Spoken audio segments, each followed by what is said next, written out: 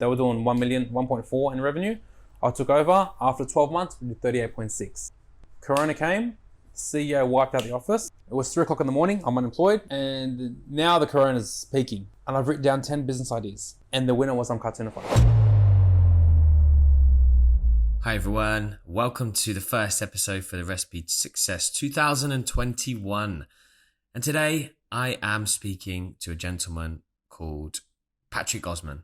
He is the founder of I'm Cartoonified, which is a concept that was born in the height of the pandemic.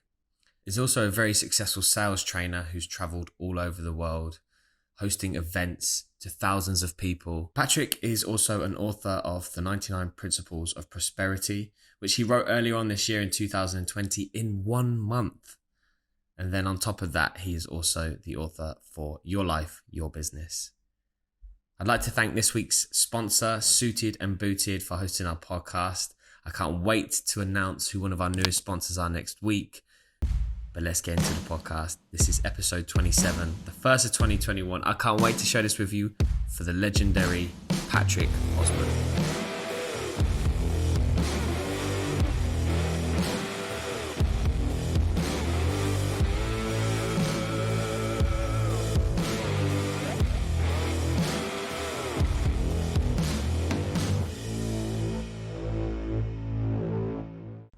Hey Patrick. How you going, my man? How are you? How's it going? You alright? I'm good, bro. I'm good. Yeah. Well, thanks for joining us. Thanks for joining us. You know, you take your time out of your busy schedule, and obviously now you're a business owner. I'm sure it's non-stop all the time. Yeah. But just give us a little bit of an intro and everyone to kind of who you are. Cool. Hey guys, how you going? I hope everyone's going well. Well, I came here. I owned a sales training company. Okay. For about 5 years. And I was traveling the world, motivational speaking on stage, all that stuff. I'm an author of 2 books. They both did really well. They're both on Amazon. I basically left university and I wasn't satisfied with the educational system. So I was like, I can't stand this shit. I want to get out. I want to make money. I was broke during university. I left university halfway. I got into stockbroking and my story just blew up from there. It's much bigger than that. What were you studying to begin with? I was studying a Bachelor of Business. I studied it for 1.5 years and I learned absolutely nothing. Really? Yeah, university is bullshit. The thing is, university is an old school strategy. It used to work. You needed to have a degree before to get a job, and then you get a degree and then you get a job and then you get fired 2 months later because you lack experience. So it's just like, it just doesn't add up. Yeah. It doesn't add up, Everyone says a university degree is a safety net. It's not a fucking safety net. Like in today's economy, it's not a safety net. In 1990, it was a safety net 100%, but you can't transition that thinking. As the world is turning, your thinking needs to be turning. You need to be evolving. Everything is evolving. Everything's changing. Nothing is constant. Nothing's constant. Time is not constant.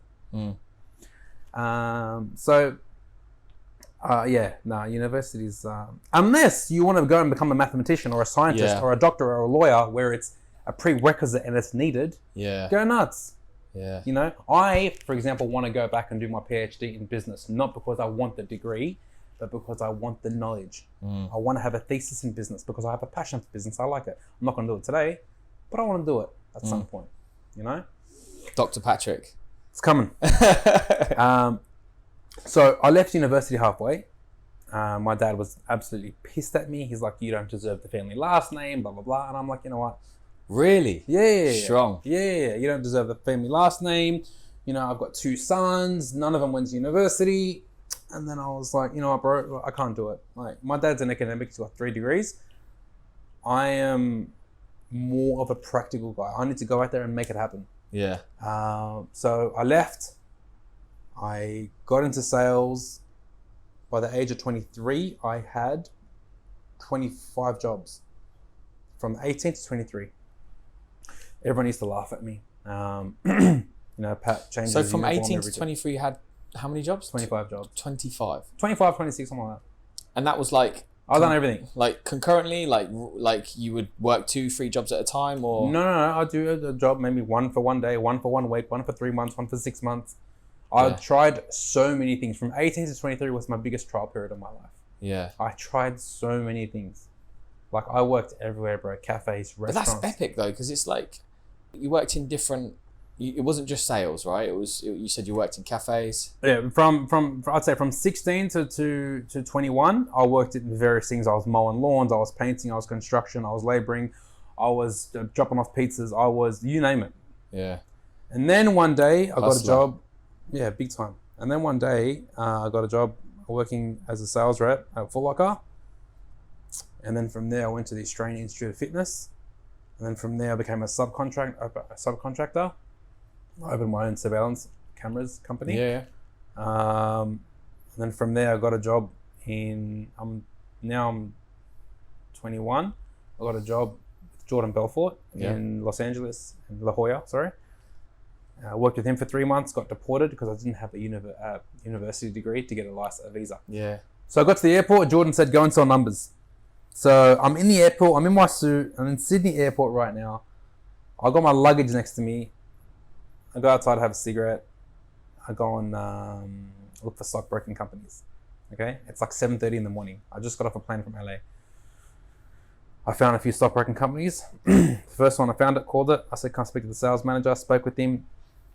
I said, listen, mate. I said, my name's Patrick. Just got off the plane from LA. I'm an absolute closing machine. I want to come work for your company. And if you say no, it's going to be a threat because I'm going to work for your competition. You're going to regret it. He started laughing. He's like, come in and see me right now. That's class. I swear to God. And then I went in with my fucking suitcase, everything, straight from the plane. Went in, long story short, got the job. Next day I'm in, started working. 6 months later, I became the director of the company, of the whole Melbourne and Sydney. So what in that role, like what did you do? You went in your first day. What was the first thing you did? Well, cold calling. Yeah. Yeah. I'd make maybe 250 calls a day. And what were you selling? I was selling stock reports. Okay. And when was your first client? At what point did you make your first sale? I made my first sale 4 days in. Nice. And was that like the norm or? Usually you crack it within 2 days. Yeah. I took a bit long. He came and tapped on my shoulder the third day and said, you're leaving in 3 hours if you don't close. Yeah. But I ended up closing. Nice. And what was that? Like, what was the first deal? There was the 3 tiers, and I got the minimum tier. Yeah. The $1,000 sale. But that day I worked so fucking hard. I got to the office. I swear to God, one day I didn't shower for 2 days because I lived 1 hour away. So I got to the office at 7 a.m, left at 10 p.m. for 3 days in a row. So when the markets were closed between 9 and 5, I would call New Zealand in the morning because they're ahead. Yeah. And then after 5, I'd call Perth because they were behind 4 hours. So I fucking just grinded it out and call after call after call after call. So it's like what you see in the Wolf of Wall Street is very similar to what you. Yeah. Exactly. These guys are all just crazy. Yeah. 100%. That's where I'm from. The Wolf of Australia. Yeah, that's me. That's me. And yeah, I remember the day that I was supposed to get fired because I didn't close. My manager was coming to tell me I'm getting fired, and I got up and on his way to tell me I'm getting fired, I rang the bell, and I made my first sale. And that was it from there. Just 20 minutes later again, and then 20 minutes later again. No one had made 3 sales in one day.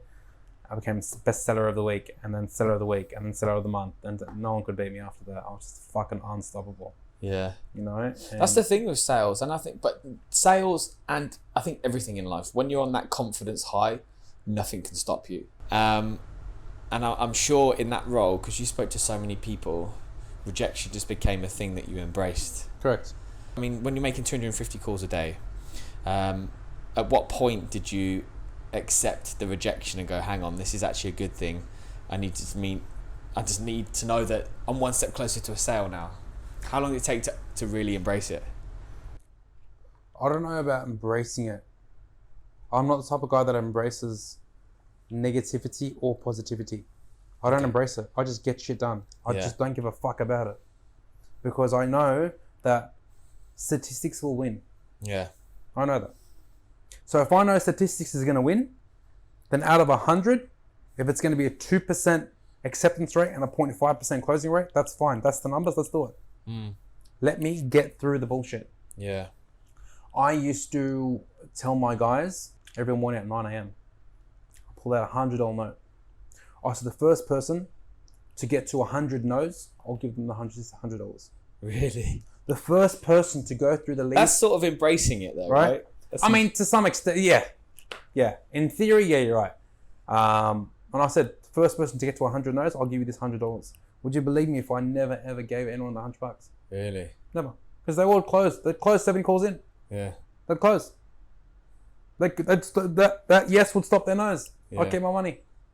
That's good. You with me? Yeah. So, yeah, if you're going to call it embracing it, it is embracing it, really. It's leveraging off the fact that, adversity can work on your favor. Yeah. If you know how to work around it.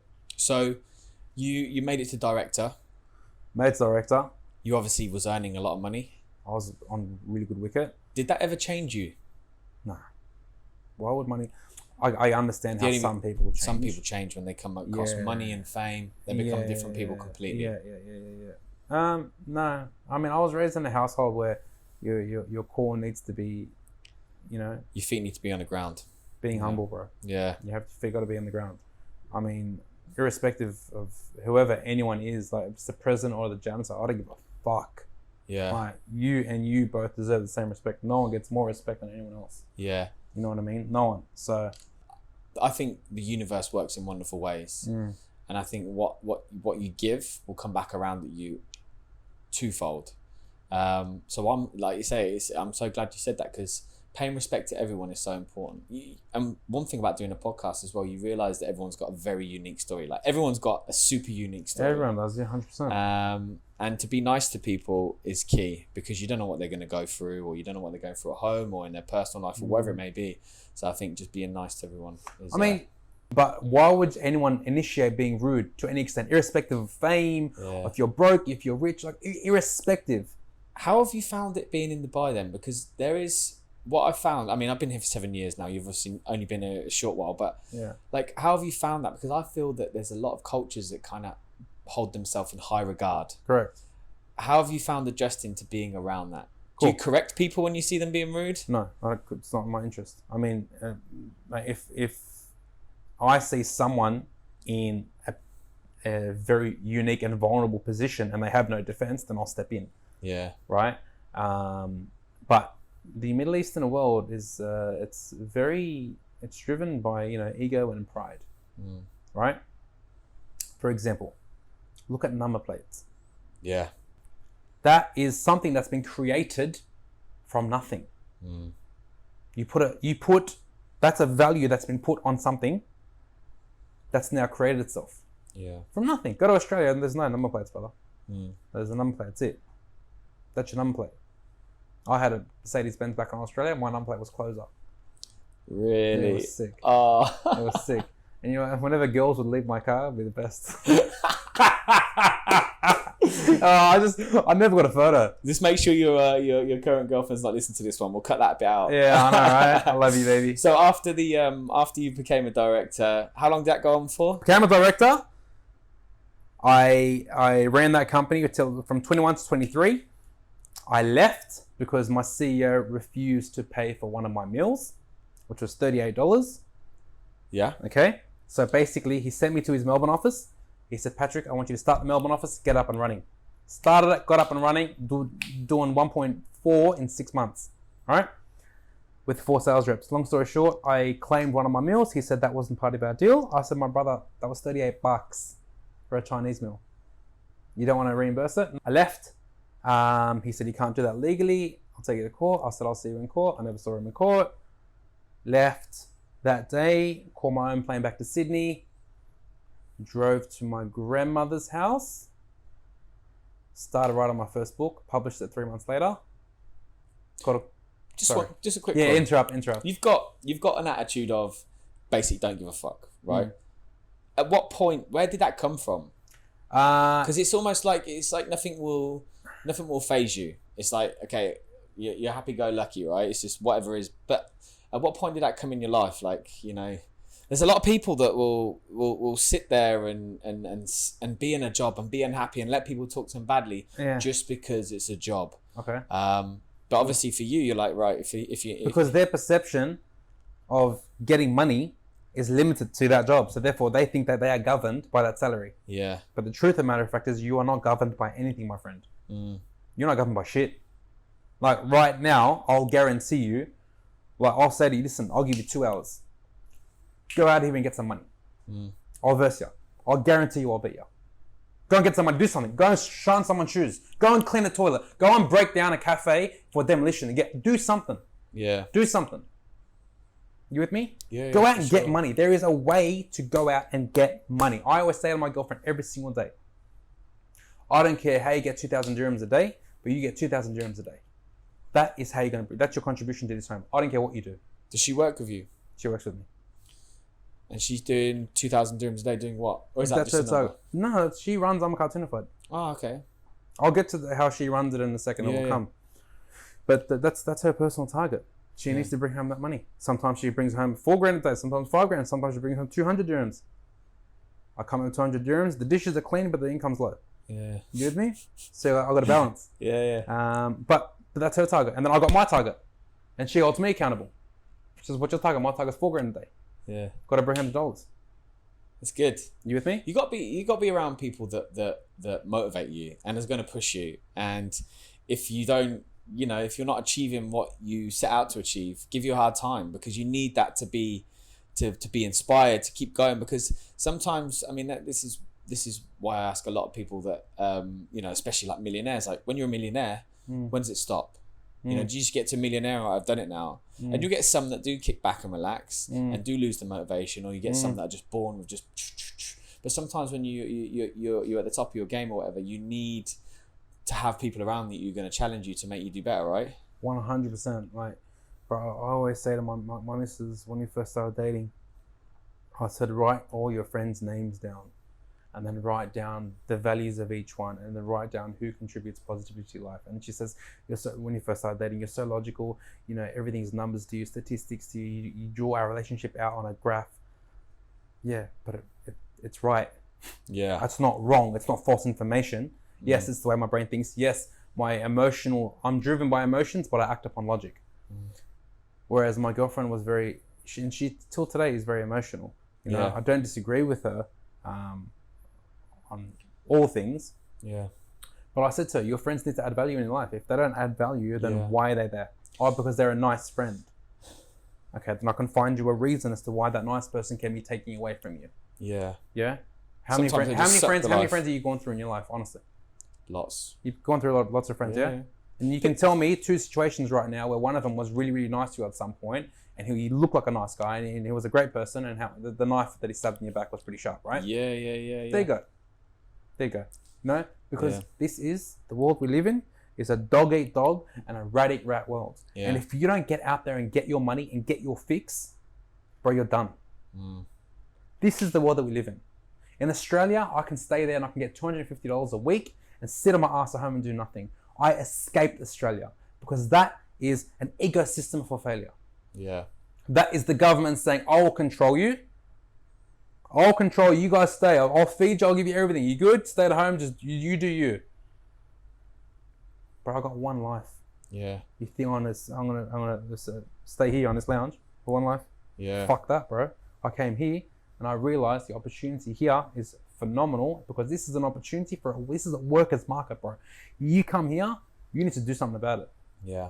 Don't you dare look at the Lamborghinis and the Bentleys and this and that and look at Dubai and think, oh, bro, Dubai's the highlight. Dubai is the highlight from people that have inherited oil or people that have invested and made it.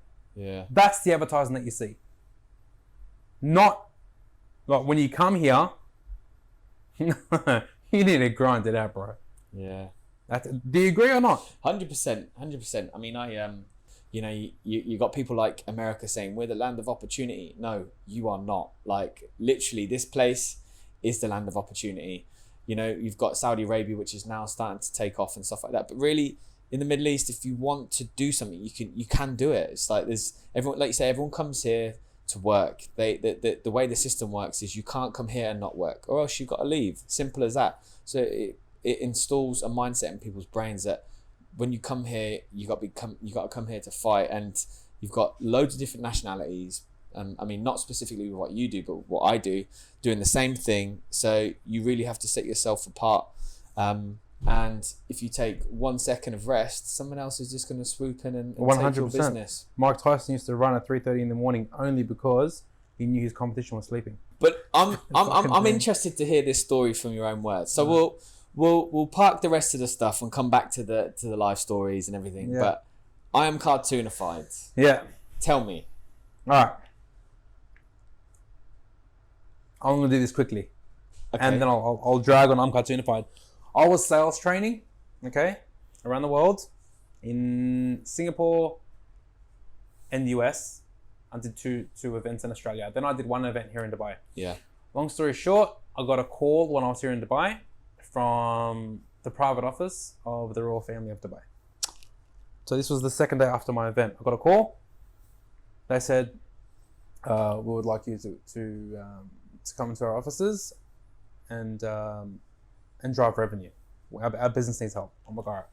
Went in, did a consultation. They were doing 1.4 in revenue. I took over. After 12 months, we did 38.6. Wow. All right? What were you selling? Sponsorships. Okay. Okay? But with the royal family name, and sponsorship looks really appealing. It's an international investor, not a local. From my experience working there. Anyways, had my job for a year and a half. Corona came. CEO wiped out the office. It was 3 o'clock in the morning. I'm unemployed. Anyways, and now the corona's peaking. We're in March, I think, or April. Going off, yeah. It's gone off. My missus works at Atlantis. And I'm like, all right, we are seconds away from her losing her job. So not only do I have to start a business now, but I need to get 2 incomes. So I'm already thinking she's going to lose her job either today or in the next 3 or 4 weeks. I need to sort it out. 3 o'clock in the morning, I'm sitting down in my undies on my lounge. My missus is on a night shift at work. And I've written down 10 business ideas. I've then assessed each one. And the winner was I'm Cartoonified. What were the other ideas? Sorry? What were the other ideas? Or you're not going to say them because you might bring them up later on? No, I'll say them. They were just e-commerce ventures. Everything I wanted to do was e-commerce. Online. Okay, online. I started one. It was called Ping Pong Time, where I sold ping pong, like these nets, so you can put them on like any table and you can play ping pong. Oh, okay, nice. Yeah. Cool. Yeah, I started that one as a tester. Started making a few sales here and there. I'm like, all right, I wanted to learn the e-commerce game. I did that. It worked. And then I assessed my other ideas. How much you make from that? Not much, bro. Like $1,600 US. Okay. Yeah, I did that in like 4 days. Yeah. Yeah. And then the other ideas, I was doing like random things like flower pots, electronics, speakers, branded speakers, like all these things that I wrote down. And I'm Cartoonified was the best because the marketing is already done because the cartoons have been around for years. Everyone knows them. And it's personalization. So the market is infinite as well. It's corona proof as well. Yeah. Because it's recession proof, only because for as long as people exist and they have interest, they want to bring joy to their home, they'll buy from me. You with me? Yeah. So I got the team together with I'm Cartoonified. I found a few designers around the world, a few designers locally. I found out their skill sets. I then pretty much put everything together. You know, I'm an artist myself. I was going to say, because I was reading an article about you and you said that, you know, art has always been a thing for you, like a hobby. Yeah. But how good are you at it? I'm shit. Compared to my designers, I'm shit. Like, I'm garbage. Yeah. Like, my missus, I remember she's like to me, you know, you told the Khalij Times that you're an artist. I'm like, yeah, I am. But they didn't ask me how good am I. Yeah. They didn't ask me on a scale of 1 to 10. Correct. You know, my designers are way You're better a clever than me. guy. Yeah, my designers are way better than me. To be honest, now, with like my skill set, I've started the Luxury Tunnel. Yeah. You know, which is another business, and that's luxury home decor. I'm the artist behind that. Nice. You know, and it's only me. You know, I do everything and with my bare hands, and it's all physical, big stuff, tables, like everything. Yeah. You know, and that stuff I pride myself on. But with I'm Cartoonified, we launched it, and my missus was at work. It launched 1 sale, 2 sale, 3 sales, 4 sales. My phone just kept ringing, bang, bang, bang, bang, bang. I'm putting orders It's very through. unique though. I've never seen anything like it. And before we met, I was looking at, is it a franchise or?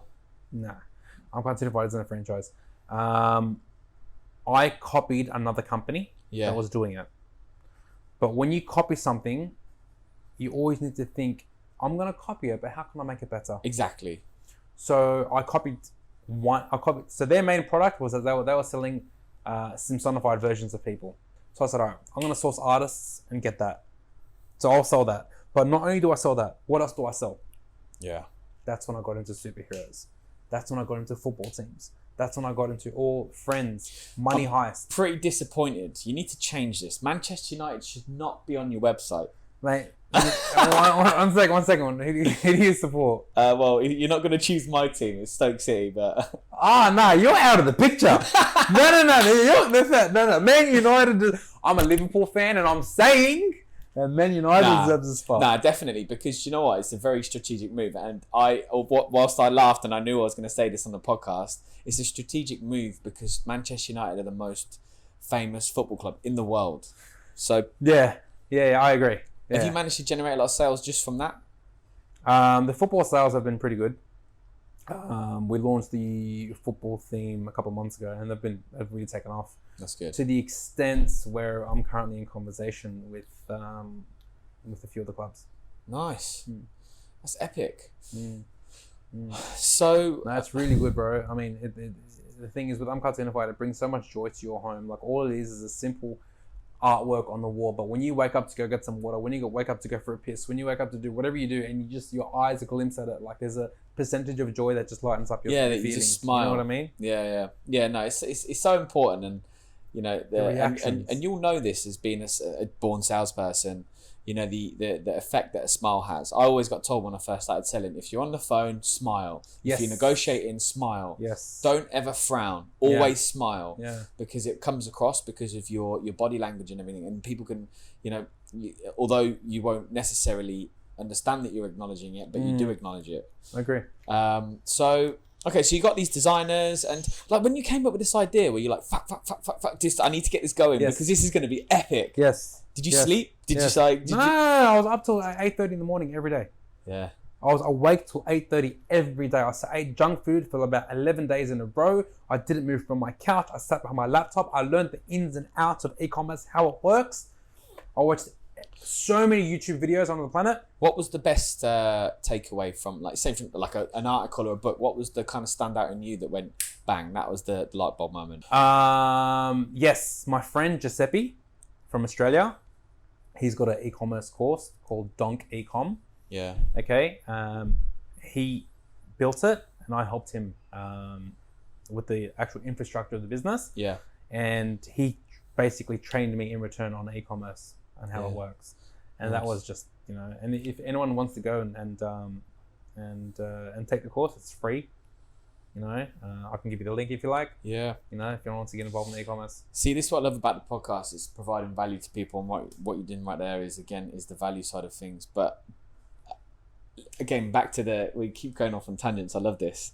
But so you've got all these designers. You've obviously learned e-commerce inside out.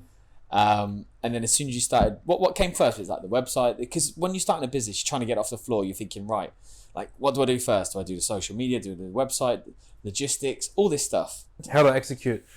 So basically, step number one is when you want to build a website, before you go and purchase the domain. Yeah. Go on Instagram. Make sure that the handle is available for you.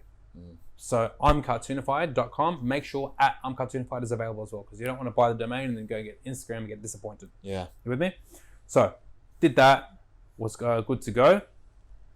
I'm making it sound a lot more simple, to be honest with you, because initially it was Cartoonified. Cartoonified was taken, and then got Cartoonified, and then I'm going to be Cartoonified.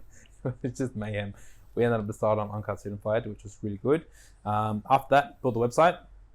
I use Shopify to build a website, and once that's done, start advertising. Yeah. That's it. So get your production line ready. Your production line needs to be ready before anything. Yeah. Yeah? Get ready for the sales. So once you've built the infrastructure of your business, then you're going to allocate some funds towards advertising and marketing. You're going to funnel some sales through, And then after that, you're going to face other issues, operational issues. Yeah, and then you need to manage those issues. Operational issues in my business, for example, were some designers were crap, some designers were good, some designers were fast, some designers were slow. So then I had to develop targets and measure my actual designers. And now I know exactly who does what, how good he is compared to he is, and how good she is compared to, you know?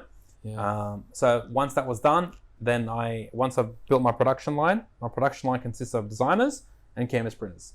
That's my production line. So once that's done, we spent like 2 days going around Dubai, finding the most cost-effective canvas printer. And we found them, and then we get the job done, send it for approval to the customer. Customer approves it or makes changes. If he makes changes, we redraw. If he approves it, we then send it to the canvas printer, and I used to personally deliver it to the customer. Nice. To cut costs. Now you can't. Now I can't. Yeah, because I was reading online that you're up to like doing over like what at the time when you did this article. I'm not saying now; it's probably changed a lot more. But what was it like 500 a month you were doing or something like that? No, it wasn't 500 a month. That article was written 3 months into my business. Yeah. You know, so we had done over 500. Over 500 at the time. Yeah. You know, but yeah, now we've blown up drastically. I just signed an agreement with the National Rugby League Association of Australia. Wow. Yeah, it's blown up. Like Yeah. I've recruited another 4 designers recently. We're doing close to 6 figures now. And this is 10 months, 11 months into operation. We talking 6 figures in dollars or dirhams? No, dirhams. Yeah. Yeah, it'd be nice if it was dollars actually. Yeah. Well, you're gonna get there, mate. I can feel it. I can feel the energy. I can feel where you're going with this. But who was I mean, so how did it take off? Like, I mean, you've obviously started Father's Day. Yeah. Father's Day. So basically, I had launched just before Father's Day, and I ran one ad, and then people were just biting the bait. What did you run the ad on? Facebook. Instagram? Facebook. Yeah, when I say run ad, it's Facebook. Yeah. That's another game in itself. Learning how to run an ad and run an ad effectively. Yeah. That's another conversation, really.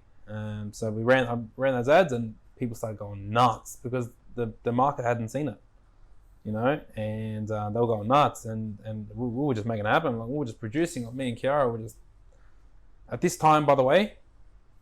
Now it's about 3 weeks into I'm Cartoonified. She's lost her job. My missus lost her job. So both of us are just executing I'm Cartoonified, like full time, going nuts. And we realized we're making more money than what we were making before, and we were employed and tied down. Like, You effectively, when you're employed, at that time, you're effectively owned by that particular You're person. getting paid for your time. You're owned. And we're getting paid more. And then I'm listen, just don't worry about who's getting paid what. Just keep working. Just focus. Just produce. Let's get through this Father's Day period, and we'll go have some dinner later on and have a chat about what's happened. Yeah. Just keep producing, keep working. And I was running around, bang, dropping off canvases and meeting customers and getting invited to places. Yeah. And it was so cool. Like, the fact that, you know, a simple idea like that brought so much joy to people's lives. Yeah. Because again, I saw one of your posts the other day, that guy that's just moved into town, the Turkish fellow. How do you actually say it? Is it Cizan Barak? It's Cizan Barak. Cizan Barak. Yeah. I mean, that dude's got 25 million followers, and he's posting photos of you. Like, that right there is just like insane marketing. Yeah. Insane marketing. He didn't tag me, but I wish he tagged me. Mate, you should have commented. I did. Yeah? I did everything. Did you get much from it? He didn't post it on his page, he posted it on his story. Ah, okay. Yeah. But you know what? I love that guy. 24 hours of fame. You know, I love that guy. He is a beautiful soul, and I genuinely, from the bottom of my heart, respect him so much. Yeah. Because think about it. Bro, he's just a guy from Turkey, from the mountains. He likes to cook. That's it. Yeah. There just happens to be a camera in front of him, and he's just really good at what he does. Yeah. That's it. It's insane. You know? Yeah. And like, he never sat down in Turkey and said, all right, listen guys, the plan is this. I'm going to go worldwide. I'm going to go viral. No, he did that. He didn't do that. Yeah. No, I did that. Yeah. I sat down, I developed the plan, I executed, and I made it happen. Yeah. Whereas he's just a simple boy he's 24. He's got a passion for cooking food. Bro, God has given him what he deserves. Yeah. And I respect him, and he deserves so much more. I swear, the other day, me and Kiara were talking, and I said, you know what, babe? I said, someone like him deserves so much more success than someone like us. Yeah. Because they're Why just is so that, humble. though? They're so humble, bro. Yeah. He's humble. He's humble. Look how big he is. He's a multi-millionaire. 24. Look at the location of the restaurant that he owns. Yeah. 24. Look at his location. It's insane. His fit out was like maybe, I don't know, 6 million. Yeah. Like, it's just, and look how humble he is. He came and he's like, Pat, I can't believe you've done this to me. And he hugged me. He's like, I'm so shy. I don't know what to say to you. And I just hugged him. I was like, bro, you deserve so much more. Don't worry about it. Yeah. You know? How's the food? Phenomenal. Yeah. Phenomenal. Oh, I just game over. yeah. Like, I'm a big fan of Turkish food, to be fair. honestly, I think it's my favorite food. You've obviously got Turkish roots in your family, right? Mm. Which we will come on to later. Mm. Turkish food was always a part of your household? No, as well? look, I'm a Syrian. Yeah. I'm a Syrian. We are originally from Turkey. Yeah. There's a lot of our meals are similar to Turkish meals. Yeah. Extremely similar. Yeah. When I say I'm Assyrian, not Syrian. So we are a minority of people. Basically, modern day Aramaic individuals is who we are. We were originated in Iraq.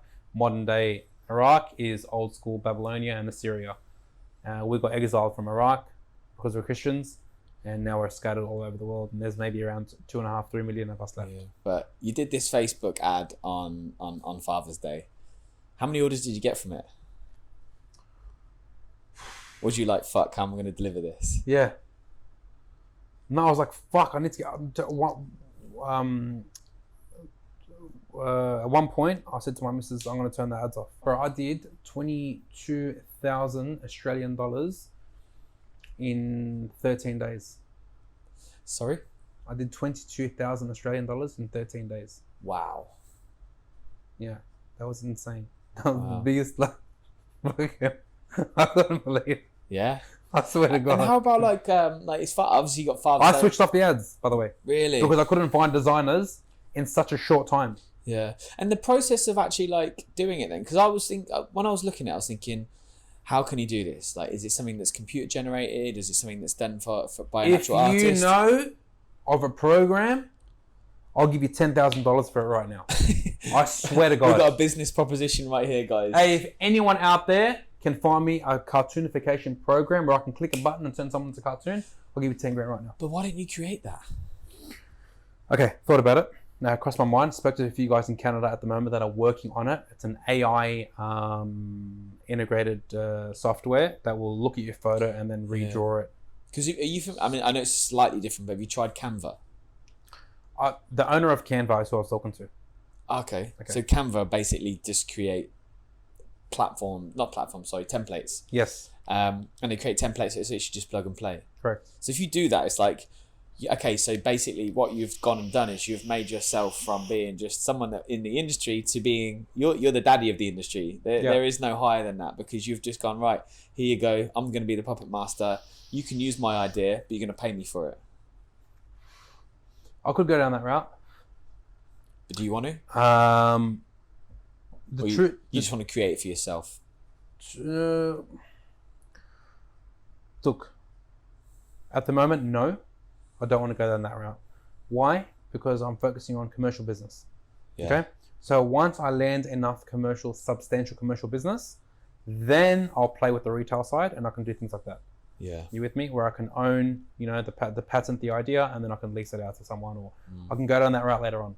Yeah. I don't want to go down that route now. At the moment, the competition that have tried to overthrow me have just absolutely failed, only because my quality and my service just outproduces anyone, really. Yeah. And having someone like me behind a business is phenomenal. Question: how does it make you feel when you got competition trying to overthrow you? Keep trying. It's not my interest. Whether one of you exists or 100 of you exist, I don't give a fuck. When Usain Bolt runs his running race, does he look left and right? No, he looks straight. What does he do? He wins. Yeah. That's what I do. What you're trying to do. You asked that question knowing full well what the answer was going to be, And the reason why I asked it is because I want people to hear it for themselves. Yeah. The second you start focusing on competition is the You second lose focus you on fail. your end goal. Exactly. Why you want to focus on people? Focus on yourself. Be the best. Be the best in your game. Set the standards. Do you know Simon Sinek? Yes. Okay. So Read his book. start with why. Yeah. Yeah, he's got a few books. I think he's an absolute legend. Yeah, he is. So he spoke about the finite game Yep. versus the infinite game, Yeah. and then he spoke about Apple and Microsoft. Yep. And if you know Simon and seen his talks, you'll know Yeah. about this comparison where he says that he showed Microsoft.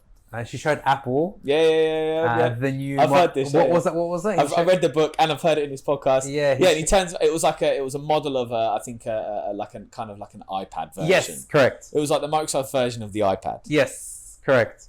And he showed it to an Apple C-level executive, and then he said, "What's your thoughts? Do you think you guys are going to compete with this?" He said, "I think it's great." Yeah. That was it. They didn't give a fuck.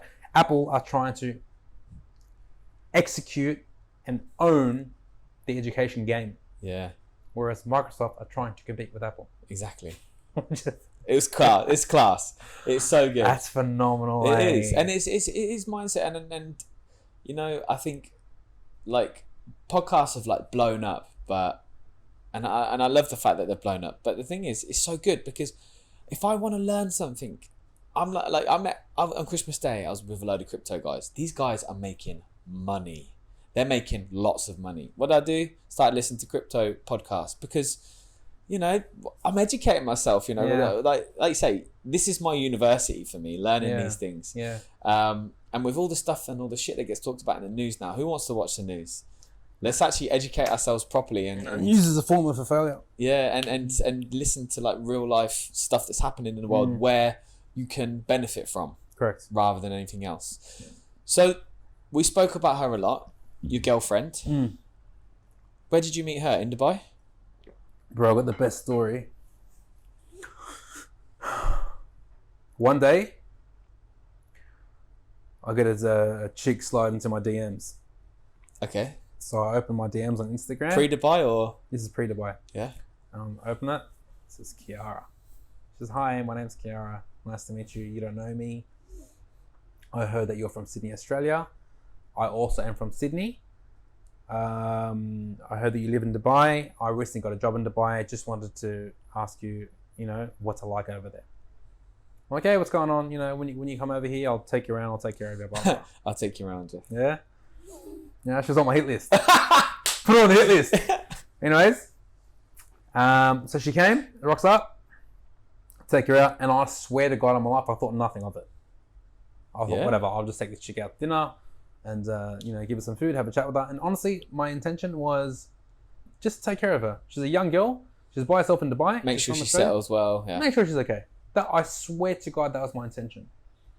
You know, so we start talking, and then I was like, "Where did you work?" She's like, "I used to work at Savannah's." And Savannah's was the local coffee shop that me and my friends would go to 10 years ago. And I was like, "Was that you who used to serve me coffee 10 years ago?" She's like, "Oh my God, was that you who used to come to the coffee shop?" Hang on, was this legit? You genuinely remember each other? Yeah, I swear to God. Did she say, was it back in the day when you had hair on the head? No, I've always been bald. Oh, really? Yeah. One day I cut my hair because I realized I was late for an interview. And it's because I did my hair. So ever since then, I shaved my head. So it gives you an extra 2 minutes in the morning. Yeah. Oh, mate, bang on. Right? Bang on. You got to have the head for it. Anyways, so then we remembered each other. And then we realized that our grandmothers live 4 doors away from each other. And then at this point, I was like, this is phenomenal. And we're going home that night. And we went to in Jumeirah. The one only. Yeah. Mirage. We went for a drink on the beach. And we're going home, and I saw on her phone there was a word. It said destiny. Yeah. And ever since I saw that, I saw that there was a sentimental value in the girl. And I realized this girl has value. If the word destiny is on her backdrop on her phone, that speaks numbers about the content of her character. I said, "What's that?" She said, "These were my dad's final words for me when he passed away." And then I found out about her story about her father, how he had killed himself. So hang on, if that was so, wow. When did her dad? 2.5 years now, I think. And what? So he met her for the last time and then said like what? No, it was a suicidal letter he wrote to everyone before he died. So he wrote a suicidal letter, addressed all his family members, and then hung himself. Wow. Yeah, that's intense. And how is she now? She is one of the strongest females that I know. Really? I wouldn't be where I am without my missus. Yeah. I'm telling you right now. I'm an animal. Mm. I've been an animal my whole life. Define animal. An absolute beast, an absolute relentless human being who doesn't take no for an answer. Who keeps going. I'll go into the desert and I'll come back with a meal for a community. That's the type of person that I am. Yeah. You know. But my missus, honestly, and I'll say this confidently, is my backbone. Yeah. She is my backbone. Like, I've broken down and cried so many times this year because it's been so hard just fighting through the pain. And it's not that I've broken down and cried this year. I've broken down as a human being so many times before. I've had like 8 failed businesses before I'm Cartoonified. You know, I remember once I was in Sydney and I was down to my last $1,100 and I needed to land a job. Someone said a contract, and then someone said, come and see us. We want to check you out so you can train our sales staff. And I spent my last $1,100 on a flight and a hotel to go and see them. I was drinking hot water for 2 days to suppress my hunger because I didn't eat. I've been through it. I've been pulled over on the side of the road. I've had no phone. My car's been out of gas. Like, the amount of times I've seen no money. Yeah. You can take everything away from me right now. Take everything. Take my phone. Take my contacts. Take my wallet. Take everything away from me right now. Take it all and make me start from scratch. I'll do it. Yeah. Only because I'm so experienced from starting from the ground up again. I heard this, but there was a saying that if you take all the money away from all the millionaires in the world, It will go back to the people. Go back to the people. Go back to the rich people. yeah, they may lose it, Yeah. but they'll get it back. Yeah, Napoleon Hill. Yeah. That was in Think and Grow Rich. Yes, that's it. That's where I heard it. Think and Grow Rich. Yeah. Yeah, because I was listening to that on Audible. But yeah, so it's a valid point, and I think when especially when people hear you and see you and stuff, they'll probably think, you know, like they'll be shocked that, oh my god, this guy's broke down and cried and stuff. But what would you say was the lowest point for you last year that really like kind of hit you? My lowest point last year. Bro, What was it that affected you then? Was my pride. Yeah. It was my pride. If I didn't have a girlfriend, I'd be fine. But because I had a girlfriend and I was down to my last 500 dirhams, I'm like, bro, at this present moment, my face and my respect is going to be out the window because she has a job and she's bringing income and I don't. Yeah. That was it. That was the main motivation, you know? And I need to make sure that I've never dated a girl to date her. There's no point in dating. You know, Stephen Covey talks about the end in mind. And I've always kept the end in mind. And you need to remember, when you start something or do something, you need to have an intention and a reason as to why you're doing it. So the intention as to why I snatched up Kiara was because I want to marry her. Yeah. You know, it's just the dating period is the testing period. Are we compatible? Does it work? Our box has been ticked. Yes. Perfect. She's permanent. As am I to her. Yeah. Are you with me? Yeah. So it was the fact that she's my motivation. And you know, one morning I remember I woke up and I looked at her and she was just so beautiful, getting ready for work. And I said, honey, she said, yeah. I said, I'm going to write my second book for you. And not only am I going to write my second book for you, in 30 days from today, it's going to be in my hands. And that was in January in 2020. No, December 2020. December 14th or something. I said, it's going to be in my hands in 30 days. and the book was in my hands in 30 days. It was my second book. It's called 99 Principles of Prosperity, and it's on Amazon. And Wow. the book, it has 99 rules of life. It's all mixed and random stuff. Some's business, some's negotiation, some is relationships, some is money management, some is health management, some is the works. Yeah. Well, it's just a big cookbook. Where does the inspiration for writing books come from? Because writing 99 Principles, it's not easy. No, it's not. Like, Like, what's easy? Well, I know it's not. Yeah. Can I tell you what's easy? What? Doing what we're doing right now. Sitting down on the couch. Yeah. This is the easiest thing that you can do. You know? I'll tell you what's hard. When you sit down on a couch, yeah? Yeah. You get comfortable. Yeah. You sit down, you want to watch TV. Oh, man. You see the remote's over there. What do you say? The remote's on the other side of the room. Go up and get it. Ah, fuck. You just sat down. I just sat down.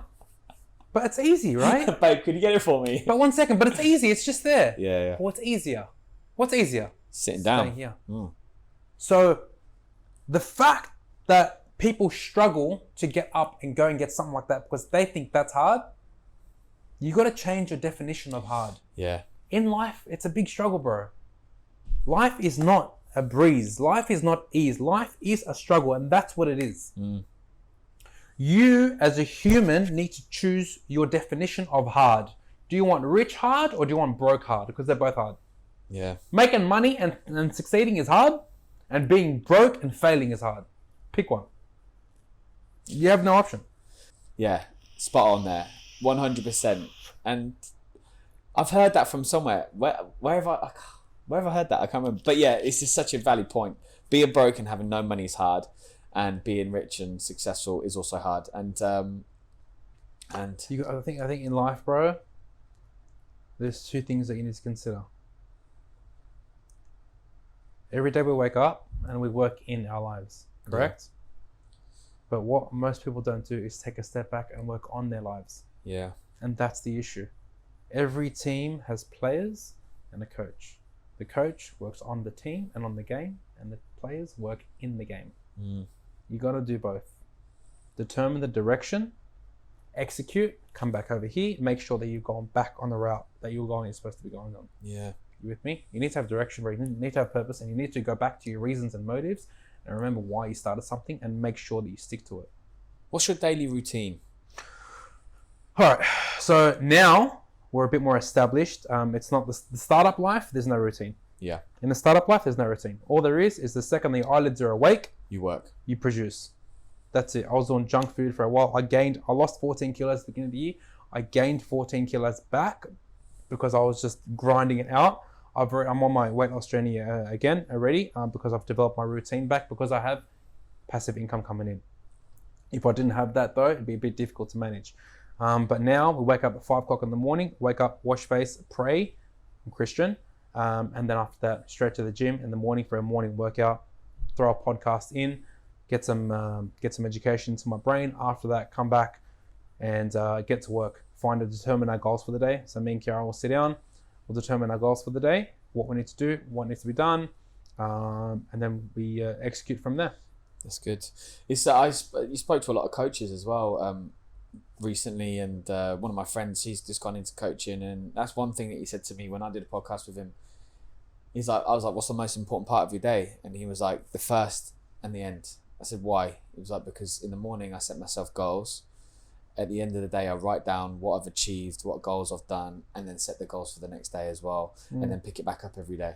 And it's so important because you can just literally get into that habit of, I mean, and I've done it, you know, I've done that point where I've had to kind of pull myself back and go, yo, you're busy, but you're not working smart. So like, work smarter, and then you won't have to work as hard. You'll still work hard, but it will be more logical. Correct. You know, and you have more direction.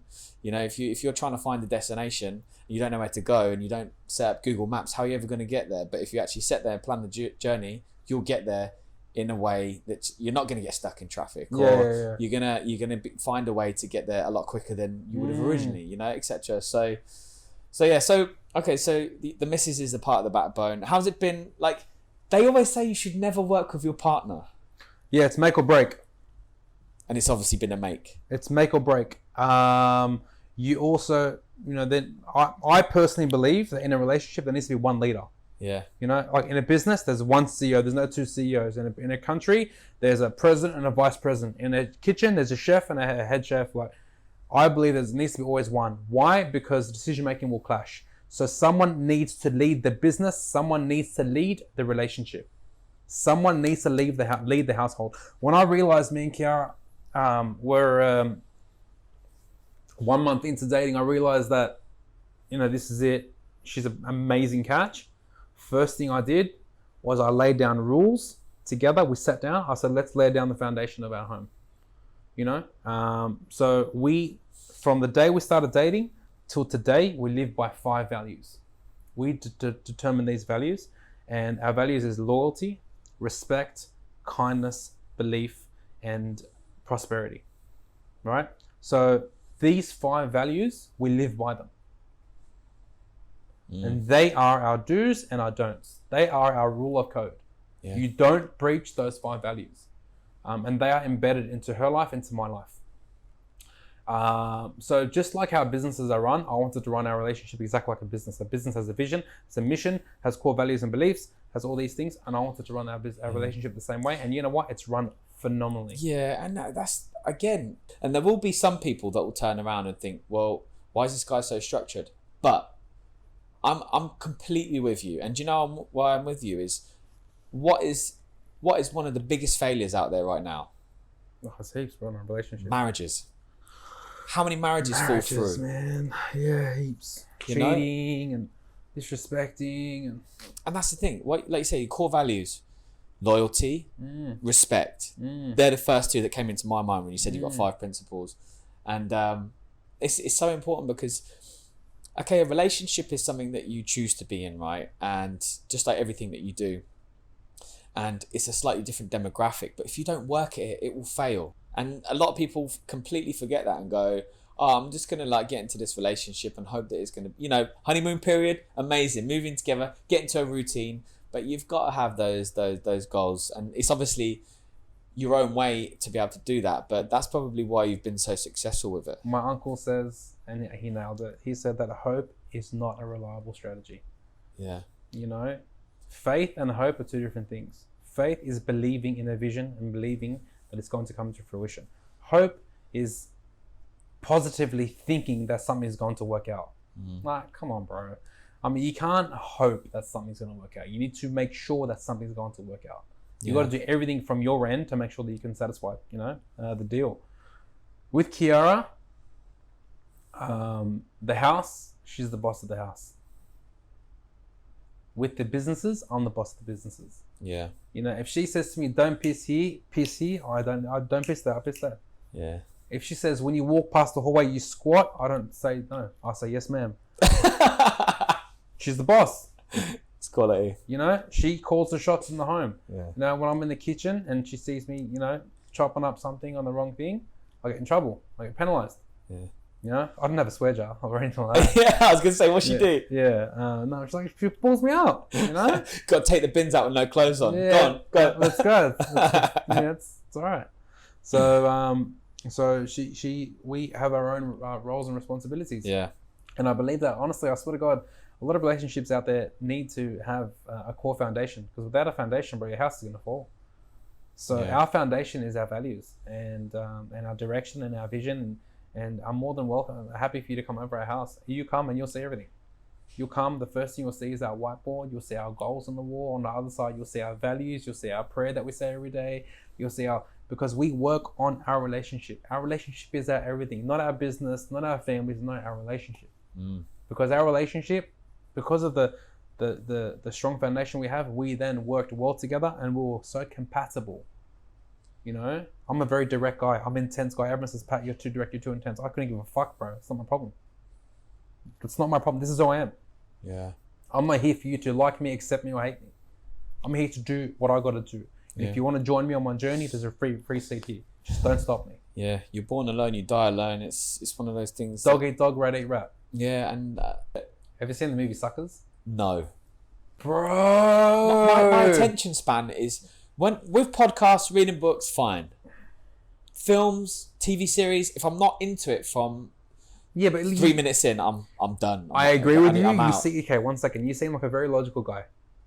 Okay, I see a very, very logical guy. I see that you appreciate your attention to detail, and I see that things that have substance and value you appreciate. Yeah. Okay, you need to being from the background of car sales, or you got to watch the movie Suckers.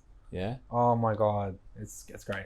That's great. I love personally my favorite genre in movies is entrepreneurship and business movies. Yeah. My favorite movie of all time is The Founder. I love it. After that, of course, it's The Godfather. Yeah. But yeah, bro, business movies are the way to go. Like, I love them. You should get into them. Yeah, I will do. I'm actually gonna. I'll spend some time this weekend watching some of the Suckers, and what was the other one? The Founder. The Founder. Yeah. You haven't seen The Founder? No. Stop it, mate. I'm terrible with films, honestly. It's how the McDonald's started. I'm terrible. Is that on Netflix? That one? Yeah. Okay.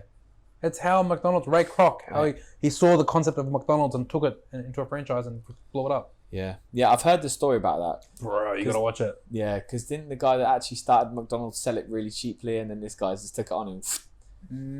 No, it was two brothers that built the concept. Yeah. The speedy system, they called it, which they built a cheeseburger in less than 40 seconds. And then what he did, he saw the potential of it, and he said, why don't you franchise? And the brothers are too conservative. And they said, because of quality control, we can't maintain quality control. He said, fuck quality control. We'll train the right managers to make sure the quality is sustained across the board. Let me grow it. Give me one more shot. He grew it. He turned it into a real estate business. He then leased the land where the burger was cooked to the franchisee so that he was then liable. The franchisee was liable to the franchisor to pay for the real estate. And now McDonald's is the second largest real estate owner in the world. It's crazy. I'll definitely watch that. So, who's your biggest inspiration in your life? My dad. Yeah. You've got there's two of you, right? These two brothers. Are you youngest or oldest? I'm the youngest. Okay. How old's your brother? He's 20. Fuck, we're getting older, eh? He's 31. Yeah. And how old are you? 28. 28. Wow. Did you have an uphill paper round? Did I have a what? Uphill paper round. Uphill paper round? Yeah. Is what the English people say is you look older than you actually are. Ah, yeah, I get that. I get that. A lot of people say that they think I'm older. They're like, how did you even have time to have all these jobs? Yeah. So how's the relationship with you and your brother? What's your brother do? Brother, he's a travel agent. Okay. He owns his own travel agency. Great guy, beautiful soul, very, very considerate. He has a beautiful heart. He wears his heart on his sleeve. I believe people like that will get eaten up in this world. Yep. You need to, when you step out of the door, you need to, look twice. Yeah. Because everyone's out there trying to get their own buck, and people that are too honest will get eaten up. Now, I believe in being nice. I believe in being respectful. I believe in being honest, but I don't believe in giving you everything I got from the beginning. You're going to lose the game. Yeah. So my brother is a beautiful guy. I believe sorry to interrupt there, but that's really fascinating because I wonder why you two are so separate. I'm separate towards my family, bro. I've been rejected my whole life. But that's probably why I accept rejection like that. No problem. Not separate, sorry. We're drastically different. Drastically different. Yeah. You've got a guy that's like, yeah, I'm going to fucking eat you for breakfast. And then my brother's like, all right, this is my breakfast. Who wants to eat it? Exactly. Yeah. What was the difference in the upbringing? He listened to mum and dad. I didn't. Yeah.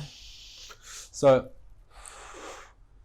mum and dad, conservative, Middle Eastern family. Play by the rules. Play by the rules. Play by the rules. Listen. Never set the boundaries. Yeah, play by the rules. My brother would listen and listen to everything they said. And I love my parents so much, but I believe that if I listened to them, I'd be a bitch. And I think that's what, when you raise kids, you can't be easy on them, because my parents were so easy on us. Yeah. And yeah, that's my brother. My brother is just super nice. And even in business now, I'm like, bro, what are you charging for this? He's like, oh, I'm gonna let this one go. I'm not gonna charge. I'm like, what do you mean? Your time was invested, bro. You need to fucking put a number on that. Yeah. He's like, yeah, but I don't want to rip people off. I'm like, how are you ripping people off? It's a transaction. It's fundamental economics. Like, They've how come to you for a service. You give it to, you charge for it. it's not that difficult to, Yeah. you know. Yeah. So he's just so nice. God bless him. I love him, but he needs to have a bull on his team. Yeah, I was reading something the other day, and I can't remember who it was, but it was basically a multi-billionaire, multi-billionaire, and he said, before I die, I'm gonna spend all my money with my wife. I'm gonna leave my kids with probably 0.5% of what I've earned. I'm not doing this in a bad way, but I know for a fact if I give them everything, they're never going to have any aspirations in life. And whilst it's like quite like the mentality of it is a bit extreme, it's so true. You know, you look at all those, I don't know for you, but like for me, and it's a classic example, the cool kids at school, they had it all. Everyone loved them. Everyone looked at them, put them on a pedestal. Where are they now? 9 times out of 10, they're nowhere. You know, it's the kids that got bullied, the ones that went through hardship, you know, the ones that didn't have rich parents that have gone, fuck you, I'm not having a life like that ever again. Whatever you do in life, you will have nerves for, because your body is telling you, don't take me out of this comfort zone. I don't want to know, because if you take me out of this comfort zone, maybe I'm going to say something wrong. Maybe they'll reject me. Maybe we'll do this. You know, if I jump out of a plane, maybe I might die. But if you put all that to the side and just get on and do it, it'll be the best feeling. And everything that you can experience outside of the comfort zone is like the best things that you'll ever experience. Like, I remember on my first motivational speech, I was 23 in Miami, and my first crowd that I ever spoke with was 500 people. Yeah. My first crowd, I didn't speak to 10 or 10. My first one was 500 people. And it's I don't give a fuck who you are. You will always get an element of nervousness before you jump on stage. Okay? But you got to smile and change that nervousness into excitement, and then just run that stage. Yeah. That's what you got to do. Yeah, it's so good, isn't it? When you got like especially I can imagine with you doing your coaching and your live motivational, I bet you were wild. And that feeling of, I can't even find a word to pinpoint the feeling. No, there's no word. But it's amazing. But going back to the family life then, so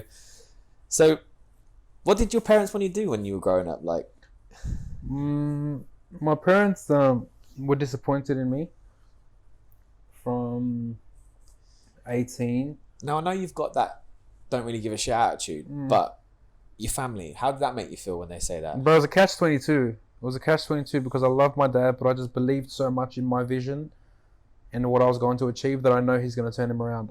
My results will turn him around, if that makes sense. Yeah. You with me? So I love my dad so much. Until today, I absolutely love him. I speak with my dad maybe 3 times a day. I verse him in chess twice a day. I absolutely love my father. I honor my father. My father's my everything. My father's my reason, my motive, my purpose.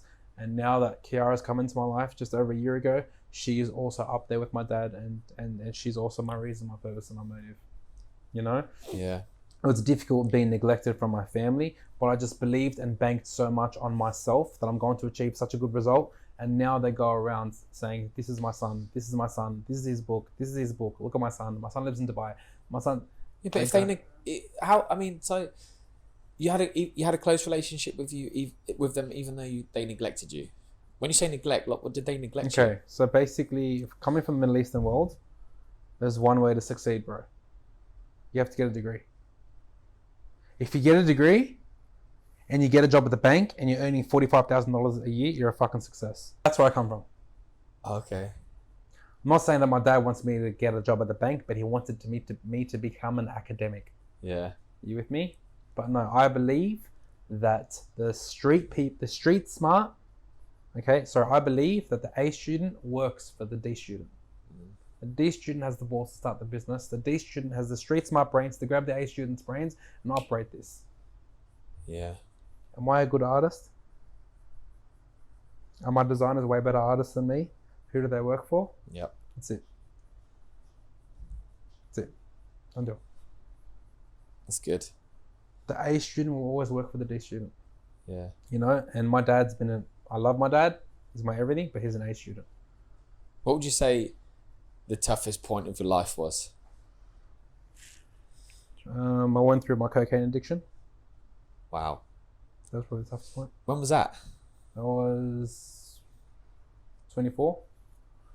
24. Wow. Yeah. Do you find you've got a bit of an addictive personality, or? No. I bought a house when I was 23. I had the Toyota contract for sales training across Australia. I lost it because I called a girl. There was a girl. I said, "You are young and vibrant." I said, "You have a young and vibrant personality." She then went to her manager and said, "I'm offended. That's ageism, apparently, in this day and age." Which I think she can go and get fucked, and ageism can go and get fucked. Right? So I lost that contract, and then when I lost that contract, this was after I wrote my book. You'd never think a motivational speaker would fall into depression. I fell into depression. I got addicted to drugs, and I was down to my last I was down to my last $6,500. Cocaine addiction lasted for a good maybe 4 weeks. Okay, and then I woke up one day at 5 p.m. I picked up my phone to call my dealer again, and then I realized, shit, man, I've blown around $50,000 in a couple of weeks. I lost this contract. I went downhill drastically. That contract was my everything. I was threatened by my house because I didn't want to not be able to repay the difference between the rent and the mortgage. And then I picked up my phone to call my dealer, and then I realized I'm in trouble. I can't keep doing this. Yeah. So what I did was I called a friend of mine that was here in Dubai. I said, "Hey bro, we need to get a sales event done in Dubai immediately." I said, "I'm going to jump on a plane to Dubai tomorrow morning at 6 a.m. I'm coming. Let's plan a sales event." I jumped on a plane, came to Dubai. 3 weeks of marketing. We built everything, and I had my first event in Dubai. I haven't been back to Australia since. That was 2.5 years ago. I never knew I was going to stay. Wow. And I don't think you expected that. yeah, but I mean, I've had low points in my life, but I don't think I've ever experienced depression. Like, what's the feeling? How did you feel? I called it depression because I was governed by money, and because of the massive cuts. See, if I cut my income today, I won't go and sniff coke. If I cut my income today, I won't go and fall into depression because I've already done it. I've been there. I know that it's not the solution. It's just an escape of a feeling. That's all it is. So you're in this place where you keep cussing yourself out. You feel so bad. You feel like you let your family down. You know, you wake up and you live at home with your parents. You see your father, which is your motivation. You see him go to work every day. It kills you knowing that you're currently unemployed. He's going and working. He's bringing the income. You're not. He's your purpose. You're doing nothing about it. And you just fucking hate the feeling that you have. So you just want to escape and take drugs. And when you escape and take drugs, you don't think about any of that because you're fucking high as a kite. So it's this constant escape. It's either you're sleeping or you're high. So then that feeling that you're of resentment towards yourself, you're not facing it at all. Yeah. You with me? Okay, so anything that takes you away from your actual state, you've cut out of your life now? Do you drink? I've never been a big drinker, to be honest with you, from the beginning. Yeah. You know, the only time I enjoy a beer is if it's a really hot day and I'm cutting the grass. You know, nothing goes down like a cold beer on a really hot day. I still drink now, yeah, but drinking has never been a problem for me, to be honest with you. Yeah. You know, I don't drink hard liquor. I'll have a whiskey here and there if I'm going out with a few mates.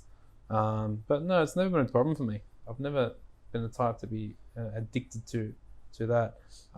What made you how did you manage to? How did you manage to get out of it? Bro, it was myself. Did you seek any help, or you just? No, there's no seeking help. I helped myself. I got myself out of the country. Yeah. I said Dubai has no drugs. Dubai has opportunity. I want to go back and build more opportunity. Okay, I lost my largest contract. Toyota. I lost my largest contract. That's fine. Get up and just move. And it's a shame that I went through 4 weeks of cocaine abuse, but the fact that it's out of the way and the fact that I know that I'll never face that again is perfect. Yeah. I wouldn't change a thing. I wouldn't change one thing. You know, and I've never publicly come out with that on a podcast or anything. You know, but then again, no one's really asked me. Well, thanks very much for obviously letting us in. How good of a cook is your wife though? Before I agree. Nah, she's game over. Dead set. She's Italian. Good or bad? She's unbelievable. I'm confused. She's unbelievable. Yeah? She's unbelievable. What are you doing tonight? Yeah, because swing by, bro. You want lasagna? I'll call her right now. She will make you a lasagna that is game over. Oh, man. Yeah, she is. She's good like that. I feel like I need to meet her after all the positive. I feel like she's like an angel, been sent from God. She is. She's exactly that. I'm telling you right now. She is. Does she have a sister? She does. She does, bro. She does. Yeah. Yeah. She comes from a beautiful family. God bless them. And I'm very grateful for the fact that they've accepted me. Yeah. Now, what's you're obviously a goal-driven guy. What's next? Oh man. Look, the plan of attack at the moment, where we are today, is we're going to spend the next 3 to 6 months securing commercial business for I'm Cartoonified. In the interim, we are growing the luxury tunnel, which is another business I started recently, and it's all luxury goods. It's all purely decor. I build the decor. We are looking at securing an investment, bricks and mortar investment. I want to get something bricks and mortar. I want to get something hands-on. Yeah. You know, whether it's in Australia, whether it's here, I don't know. What would that be there? Like a retail store or? No, I want to get into maybe some form of a cafe or a restaurant. I want Kiara to be involved. She loves her food, bro. Yeah. You know, I want her to be involved. I want her to fulfill her dream, to fulfill her passion. So that's where our money is going to go to next. Yeah. And I want to propose to her. Excuse me. I want to propose to her by the end of 2021. Hang on, she might listen. That's her problem. I want to propose to her at some given point, and I want to give ourselves a beautiful family. Hopefully next year. Nice. Well, you got to be married for that before you. Yeah, well, the marriage will. Oh shit! Sorry, I'm thinking next year is 2021. Like you want to propose? Next year's still New Year's problems. Nah, you're right. Yeah, that's right, bro. Don't worry about it. You're right. You're right. Yeah. Nice. Now, one thing I want to say before we're closing this off. Okay, but one thing I want to say before I close it off is for anyone listening, don't follow your dreams and don't follow your passions. I think that's the biggest fucking bullshit advice that anyone will give you. What would you follow? Follow what you can afford. Work within your means up until you can afford not to work within your means. Yeah. Okay? For example, my missus, she's passionate about cooking. Can she start a restaurant today? Right now? This second? No. But she's working for I'm Cartoonified and she's getting paid. And she's going to, once she gets paid, then she will allocate her funds towards her passions. So following your passions and following your dreams will drive you broke if you don't know how to manage your life. Yeah. You will go broke and you will flip if you don't know how to manage your money, manage your time, manage your life, and manage your business. There is so many things that you need to learn before following your dream. But don't follow it. Don't, because you're just going to fail. Have it there in your mind. Have it there. Keep it there.